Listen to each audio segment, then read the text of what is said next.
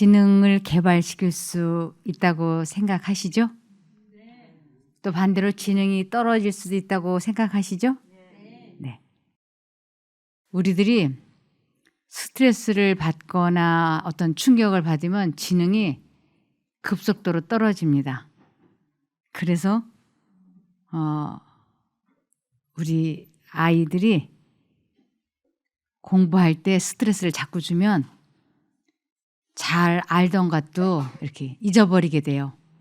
그래서 아이들이 지능이 자라고 공부를 잘하기를 바라신다면 그 아이들을 기쁘고 행복하게 무엇보다도 평안하게 해주면 됩니다.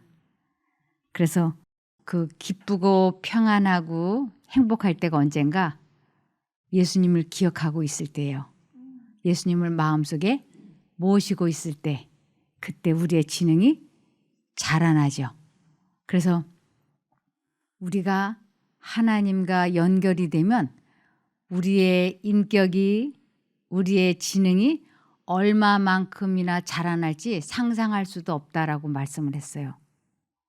또 반대로 우리가 하나님을 저버리고 하나님과 분리가 되고 나면 내가 얼마만큼이나 지능이 사악한 쪽으로 발전을 하든지 아니면 지능이 많이 떨어지든지 얼마만큼이나 악해지는지 상상할 수도 없다고 그랬습니다. 그래서 우리 저 교도소에 들어가 있는 악한 일을 저지른 사람들이 나도 내 인생이 이렇게 꼬일 줄 몰랐다고 말하는 사람들 있잖아요. 그것이 자기 인생을 자기가 그렇게 하려고 한 것이 아니고 순간순간의 그 선택을 어떻게 하느냐에 따라서 인생이 발전할 수도 있고 후퇴할 수도 있다고 하는 것을 알 수 있습니다. 그래서 나이가 들면 이제 인생을 어떤 사고방식과 어떻게 살았느냐에 따라서 사람들에게 두려운 질병이 찾아올 수 있는데 그것이 치매나 알츠하이머라고 할 수 있습니다. 그래서 치매하고 알츠하이머하고는 아주 비슷하지만 좀 다릅니다. 그래서 사람들이 뭐 치매나 알츠하이머나 비슷하니까 다 똑같다고 생각하는데 조금 다릅니다. 그래서 아담이 창조주의 손으로 지음을 받았을 때 그의 육체와 지능과 영성은 하나님을 매우 닮아 있었다. 사람이 오래 살면 살수록 더욱 완전히 창조주의 형상을 나타내어 그분의 영광을 보다 충분히 반영하게 하려고 목적하신 것이다. 사람이 오래 살면 오래 산 것만큼 하나님의 형상을 나타내고 그분의 품성을 닮아가게 하시려는 것이 하나님의 목적이셨어요. 그런데 지금 이 세상에는 사람들이 70세가 좀 넘기 시작을 하면 그래서 70세, 80세가 좀 넘어가지고 좀 약간 이상한 말을 한다 싶으면 가족들이 치매인가? 하고 이렇게 좀 의심하는 경우들이 있어요. 그런데 치매나 알츠하이머나 다 기억력들이 사라지는 거는 같습니다. 그래서 이 기억력들이 사라지면서 점점 지능이 떨어지는 거예요. 이 면에서는 두 가지가 다 비슷합니다. 그런데 이 치매도 알츠하이머도 또 낮은 지능도 하나님과 연합이 되면 이것이 자라나고 예방이 되고 치료가 된다고 하는 것이 말씀에는 분명하게 나와 있습니다. 그래서 그분께 나온 사람은 아무도 실망을 맛보지 않았다 그랬어요. 그분께 나온 사람, 이것은 하나님을 적극적으로 선택하는 것을 의미합니다.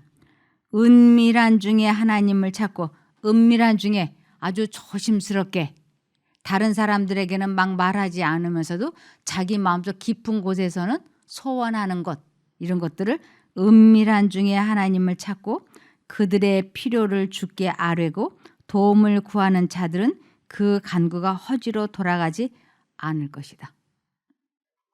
그래서 그것이 무엇이 됐든 내가 진정으로 고치고 싶은 어떤 약점이나 악습이나 결점이라면 이 문제를 놓고 하나님께 진지하게 구하면 하나님께서 우리를 그 기가 막힐 웅덩이와 수렁에서 건져주신다고 하는 것입니다. 우리 주님과 나누는 교제와 친교의 분명한 결과로 경건과 순결과 열성이 증가될 것이다. 지능이 기도를 통하여 개발될 것이다. 우리는 신령한 교육을 받고 있으며 이것은 근명과 열성의 생애로 실증된다. 이 기도를 진지하게 정직하게 하나님 앞에 하는 동안에 지능이 개발이 된다고 하는 것입니다. 아이들이 수학시험 볼 때 불안하니까 잘 알던 문제도 못 풀잖아요. 그런데 아주 평안하고 기분이 좋은 상태에서 시험을 보면 평상시에 자기 실력보다 더 잘 나오죠. 그것처럼 우리들이 언제 이 마음이 평안하고 기쁘고 만족하고 행복한가? 기도할 때. 기도할 때만큼은 우리가 하나님 앞에 정직하게 고백할 수 있어요. 아무도 없는 그 조용한 시간. 그것이 사람마다 다르겠죠. 새벽이 될지 오후가 될지 늦은 저녁 시간이 될지 그때만큼은 주님 앞에 아무도 듣는 사람 없는 그 조용한 시간에 내 속에 있는 말을 조곤조곤 털어놓을 수 있잖아요. 하나님, 제가 실수한 거 인정합니다. 용서해 주세요. 그러면서 내 마음속 깊은 곳의 고통, 그것이 질병이 되었든 어떤 사기를 친 것이건 거짓말을 한 것이건 아니면 갚지 못할 만큼 많은 빚이라든가 이러한 것들이 있을 때 우리가 이 문제를 솔직하게 하나님 앞에 털어놓을 때 그때 우리의 지능이 개발이 된다고요. 그때 하나님께서 우리들에게 말씀해 주시는 것을 마음속에 말씀해 주신 것을 알아들을 수 있어요. 하나님은 우리들 수준에 내려오셔서 그분이 우리를 끌어올려 가셔요. 이렇게. 그러면서 점점 선한 쪽으로 이끌어 가시기 때문에 지능이 기도를 통하여 개발된다고 말씀하고 있습니다. 그래서 우리가 모든 것을 주님 앞에 정직하게 고백을 하면 그 문제를 하나님께서 해결하신다고 그랬습니다. 빌립보서 4장 6절과 7절입니다. 아무것도 염려하지 말고 오직 모든 일에 기도와 간구로 너희 구할 것을 감사함으로 하나님께 아뢰라. 그리하면 모든 지각에 뛰어난 하나님의 평강이 그리스도 예수 안에서 너희 마음과 생각을 지키시리라.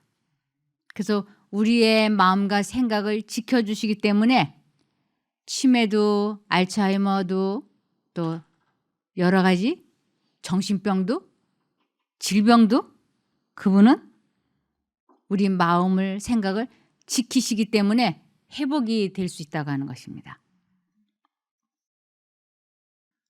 그러면서 특별히 나이 드는 것에 대해서 우리 주님께서는 노인들을 예의주시해서 보신다 그러셨어요. 지금 이 세상은 나이 들면 가치가 떨어지잖아요. 그 사람이 과거에 아주 빛나는 졸업장을 갖고 있었다 할지라도 그 사람이 과거에 뛰어난 전문적인 지식을 갖고 있는 사람이라 하더라도 늙고 나이 들면 그 사람을 별로 우러러보지 않아요. 그런데 하나님은 신실한 노인들을 존귀히 여기신다 그러셨어요. 참 얼마나 감사한지. 땅에는 90세가 지나도록 살아있는 자들이 있다. 그들은 노령의 자연적인 결과로 힘이 없어지지만 그래도 하나님을 사랑하고 하나님께서도 그들을 사랑하신다. 하나님의 인이 그들 위에 있고 그들은 주께서 주 안에서 죽은 자들은 복이 있도다라고 말씀하신 무리들 중에 있을 것이다. 주 안에서 죽은 자들, 이것은 마음에 예수님을 항상 모시고 사는 사람들을 의미해요. 그래서 주 안에 있다라고 하는 것은 우리 마음에 말씀하시는 하나님의 음성을 선택하는 것을 주 안에 거한다라고 하죠. 그래서 나이가 90이 됐든 100이 되었든 언제나 마음과 정신을 하나님께 고정시키고 그분을 의지해서 그분의 능력으로 순종의 생애를 사는 사람들을 우리 하나님은 존귀히 여겨주신다 그랬어요. 그래서 나이가 1살, 2살 들어가면서 정신 차려서 해야 하는 일은 하나님 착실히 믿는 것입니다. 그래서 잠언 18장 14절에 사람이 병들면 정신력으로 지탱할 수 있으나 그 정신력마저 잃으면 아무 희망이 없어진다. 이 나이 든 사람들 또 병든 사람들이 무엇으로 버텨야 되느냐면 정신력으로. 하나님을 잊어버리지 않아야 된다는 그 꿋꿋한 정신력으로 지탱할 수 있고 그러면 회복을 하나님께서 시켜주시는 것이에요. 근데 하나님을 잊어버리는 것을 그 정신력마저 잃으면 아무 희망이 없어진다고 하는 것입니다. 그래서 에레미야 17장 5절에 여호와께서 말씀하셨다. 나를 버리고 떠나가서 인간의 도움으로 나를 대신하고 잠시 있다가 사라지는 인간의 도움을 의지하는 자는 저주를 받은 인간이다. 이 저주를 받은 인간이다라고 하는 뜻은 하나님과 분리된 사람은 하나님을 선택하지 아니하고 인간의 도움으로 살아남으려고 하는 것을 이렇게 말씀하시는 것이에요. 우리는 무슨 일이 있으면 상담사를 찾아가고 변호사를 찾아가고 세무사를 찾아가고 그러면서 어쩔 줄을 몰라 하죠. 그런데 하나님께서는 그럴 때 어떻게 하라 되냐면 내게로 오라고 말씀을 하세요. 수고하고 무거운 짐진 자들아 다 내게로 오라. 내가 너희를 쉬게 해주겠다. 그러니까 내가 내 문제를 도와주겠다. 그래서 내 마음을 평안하게 해주겠다. 이런 의미인 것입니다. 그래서 매일 열렬한 기도로 도움과 지지와 능력을 얻기 위하여 하나님께로 향하는 사람은 고상한 포부, 진리와 의무에 대한 분명한 이해, 행동의 고상한 목적, 그리고 의에 굶주리고 목마른 심령을 가지게 될 것이다. 매일같이 기도하고 하나님의 능력을 얻기 위하여 그분께 나아갈 때 계속 이 말씀을 읽고 싶고 깨닫고 싶고 하나님께 매달리고 싶은 욕망이 점점 커지게 된다고요. 그래서 의에 굶주리고 목마른 심령을 가지게 되는 것이 이게 우연히 저절로 되는 것이 아니에요. 이 말씀을 읽고 싶고 예배를 드리고 싶고 이런 것이 성령께서 막 이끄시는 것이에요. 그래서 이 말씀을 통하여 예배 시간을 통하여 우리가 기도할 때 하나님으로부터 응답을 받을 수 있기 때문에 그런 것입니다. 하나님과의 연결을 계속 유지함으로써 우리는 사람들과 나누는 교제를 통하여 우리의 마음을 지배하는 빛과 평화와 평온을 그들에게 나누어 줄 수 있게 될 것이다. 하나님과의 연결을 계속 가지고 있게 되면 이 마음이 평온하고 행복하고 만족한 거예요. 그러면 다른 사람들에게도 그 감화력을 끼칠 수 있다고 하는 것입니다. 근데 내 마음이 불편하고 내 마음이 하나님과 분리되어 있으면 그 주변 사람들에게 만족과 기쁨과 희망을 나누어 줄 수가 없는 것이에요. 왜냐하면 내가 가지고 있지 않은 것을 나누어 줄 수 없기 때문에 그런 것입니다. 그래서 우리들의 가족들, 친지들에게 정말 좋은 감화력을 주고 싶다. 그러면 내가 먼저 하나님과 연합이 되면 그런 좋은 감화력을 줄 수 있죠. 저희 둘째 아이가 면사무소에를 그 친구의 초등학교 3학년 때 면사무소에를 그 두 아이를 데리고 제가 볼일을 보러 갔었어요. 그런데 애들을 이제 그 주차장에다 두고 제가 면사무소에 가가지고 볼일을 보는데 갑자기 이 창문이 깨지는 소리가 와장창 나는 거예요. 그래서 보니까 우리 아이가 바깥에서 야구공을 가지고 친구하고 던지다가 잘못 던져가지고 이 면사무소 유리창을 박살을 낸 거예요. 제가 이렇게 유리창이 깨져갖고 어처구니가 없어서 이렇게 내다보는데 이 3학년 된 제 아이가 얼굴이 사색이 돼가지고 너무너무 당황해가지고 이 눈동자가 막 뱅뱅 도는 거예요. 어쩔 줄을 몰라고 눈동자가 막 뱅뱅 돌고 애가 사시나무처럼 떠는 거예요. 그래서 제가 모든 일을 딱 정지시키고 뛰어나가가지고 제가 아이를 꽉 끌어안았어요. 그리고 귀에다 대고 괜찮아. 괜찮아. 엄마가 있잖아. 엄마가 다 해결할 거야. 괜찮아. 그러더니 이렇게 올라갔던 어깨가 후 하고 아이가 온몸의 긴장이 탁 풀어지는 거예요. 그러면서 괜찮아. 그리고 물 한 잔을 마시게 하고 엄마 차에 가서 기다려라. 그랬더니 이 아이가 그때서야 그 시퍼렇게 질렸던 얼굴이 제대로 된 혈색으로 돌아오고 아이가 고분고분하게 차에 가서 기다리더라고요.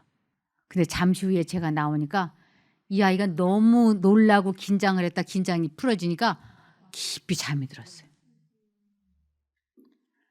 우리들이 다 그런 사람들 아닙니까? 하나님께서 우리를 보실 때 다 그런 사람들이에요. 인생살이를 내가 어떻게 하려고 하니까 항상 나도 모르게 어깨가 이렇게 긴장으로 올라가 있고 여기가 항상 불안한 거예요. 내가 어떻게 좀 해보려고 이렇게. 그런데 우리 주님께서는 괜찮아. 내가 다 해결할게. 괜찮다. 그래서 수고하고 무거운 짐진 자들아 다 내게로 오라. 내가 너희를 쉬게 해주겠다고 약속하신 것입니다. 그래서 우리 주님께서는 내가 너의 친구가 되어줄 테니까 너는 나의 친구가 돼 하고 초청을 하셨어요. 이 친구라고 하는 단어가 얼마나 좋은 단어인지 몰라요. 그런데 내가 예수님의 친구가 되려면 꼭 해야 되는 일이 한 가지가 있어요. 이것만은 꼭 해야 우리가 예수님의 친구가 될 수 있는데 그것이 뭐냐면 요한복음 15장 13절과 14절에 친구를 위해 자기 목숨을 버린다면 이보다 더 큰 사랑은 없다. 그랬어요. 친구를 위해 자기 목숨을 버린다면 이 목숨을 버린다는 것은 내 고집을 꺾는다면이라는 뜻이에요.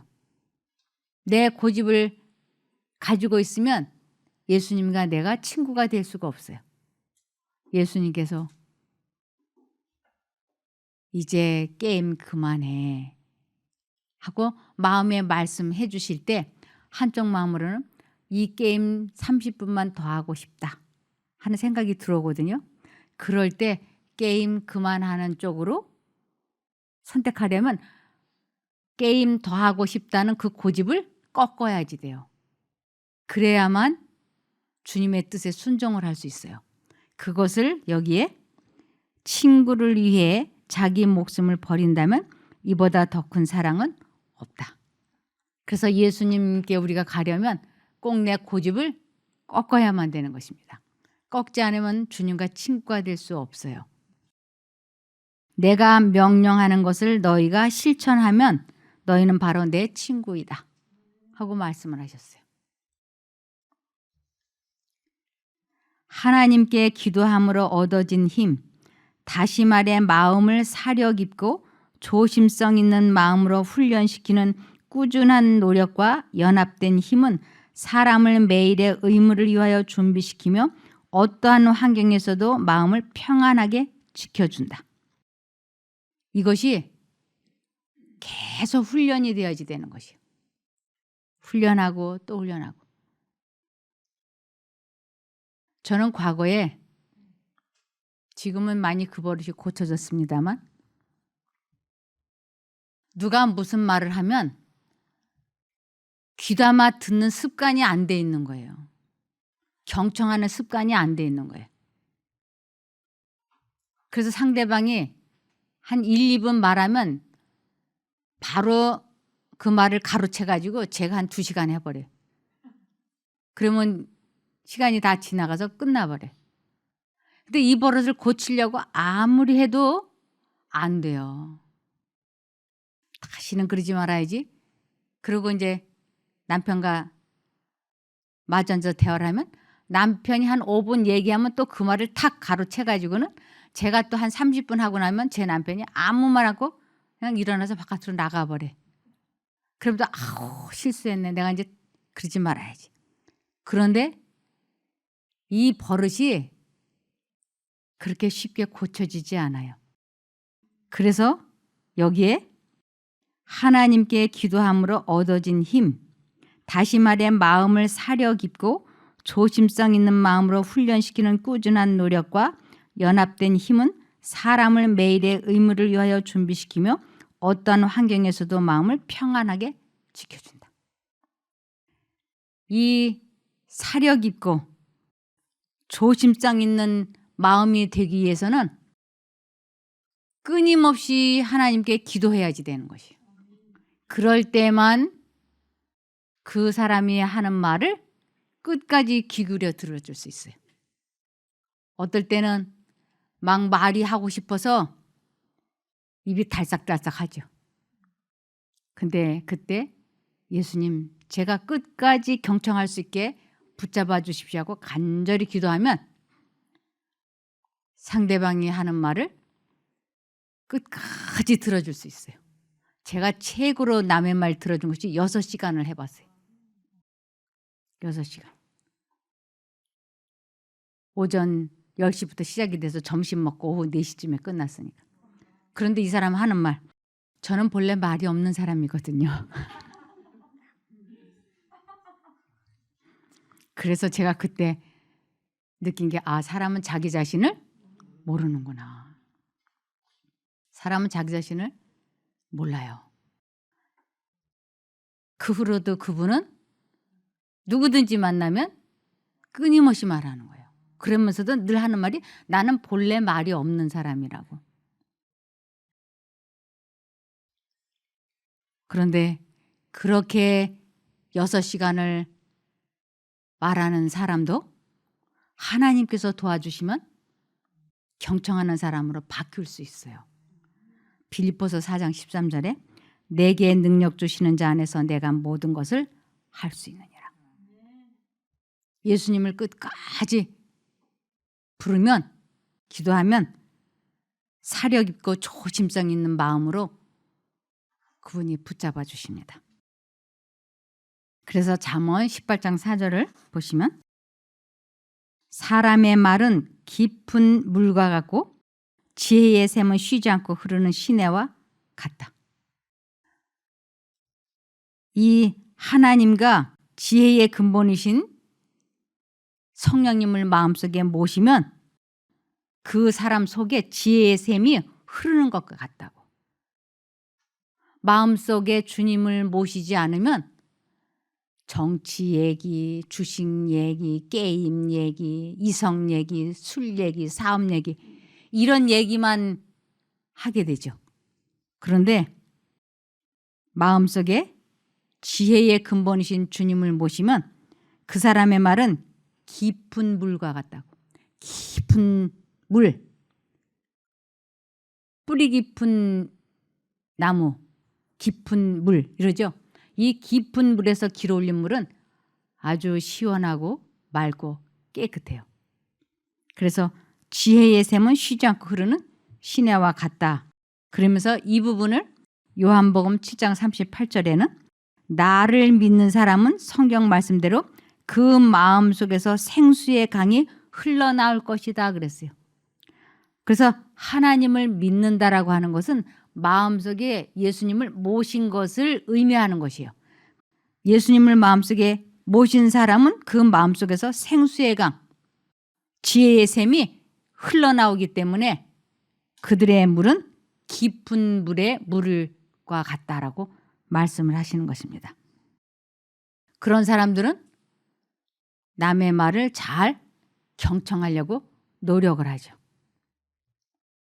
그러므로 에레미야 17장 13절에 이스라엘의 희망이신 여호와여 주를 버리는 자는 모두 수치를 당할 것입니다. 주를 버리는 자, 하나님을 믿지 않는 자, 하나님을 의지하지 않는 자는 모두 수치를 당한다라고 하는 건 죄를 짓게 될 것입니다. 여호와를 떠나는 자들, 하나님을 믿지 않는 자들이 흙에 기록된 이름처럼 흙의 이름이 기록되었다라고 하는 것은 멸망받는 사람. 흙은 사망이에요. 그래서 사망의 기록에 사망책에 기록된 이름처럼 사라질 것은 그들이 생수의 샘이신 여호와를 버렸기 때문입니다. 생수의 샘이신 여호와를 마음에 모시지 않으면 흙에 기록된 이름이 되고 만다고 하는 것입니다.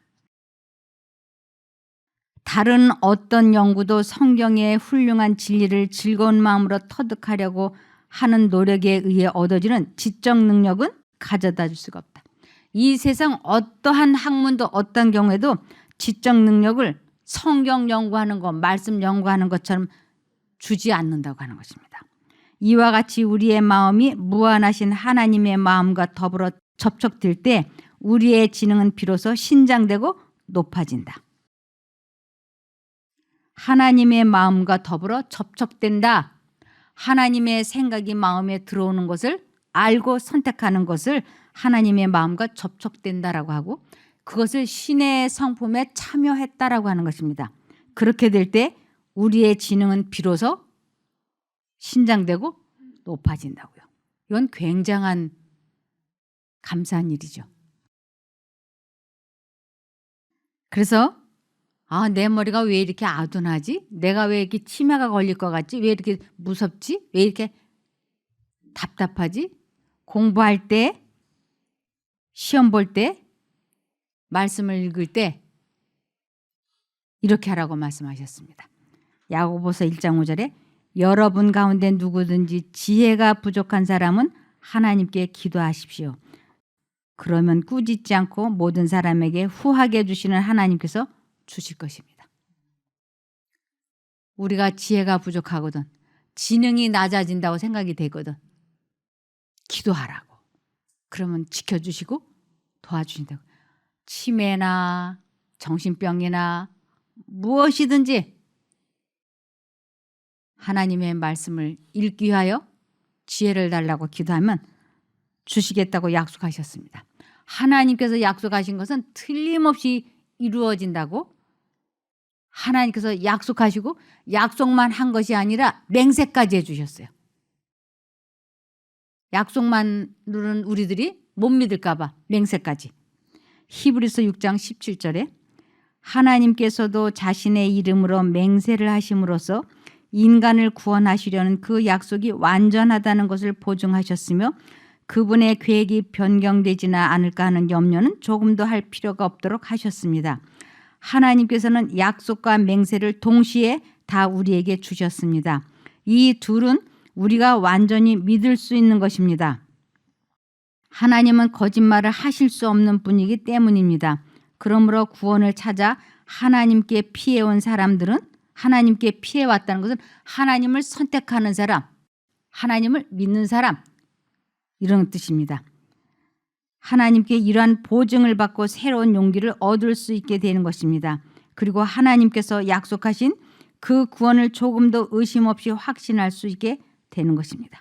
그래서 하나님께서 말씀하신 것은, 약속하신 것은 틀림없이 이루신다는 것을 약속도 하시고 맹세도 하셨어요. 우리 마음에 하나님의 말씀이 마음에 들어오고 또 사단의 생각이 들어올 때, 사단이 주는 생각을 포기하고 하나님 쪽을 선택하게 될 때 하나님께서는 우리를 틀림없이 도와주신다고 하는 것이에요. 내가 머리가 나빠서 공부를 못한다. 그러면 이 문제를 하나님께 진지하게 도움을 구하면 하나님께서 우리들에게 지능을 잘하게 해주신다고 약속하셨어요. 그러니 얼마나 감사한 일입니까? 나이가 들면 자꾸 두려움이 오죠. 사단은 사람들을 오래 살게 해서 치매나 알츠하이머나 정신병이나 이러한 것을 걸리게 하려고 노력을 하고, 하나님께서는 이 세상에 오래 살면서 하나님과 연합이 되어서 하나님의 품성이 나타나게 하시려고 계획을 하시는데, 우리가 어느 쪽을 선택하느냐에 따라서 지능이 자랄 수도 있고 후퇴할 수도 있다고 하는 것입니다. 지능이 자라는 우리가 되기를 바라며 말씀을 마치겠습니다. 기도할까요? 하늘에 계신 저희들의 아버지 하나님, 인생살이가 쉽지 않아서 저희들이 마음이 무겁고 몸은 병들었습니다. 이러한 저희들을 주님 도와주시옵소서. 저희가 주님 앞에 진솔하게 고백할 때 도와주셔서 몸도 마음도 회복이 되고 자랄 수 있게 도와주시기를 예수님 이름으로 기도드리옵나이다. 아멘. 감사합니다.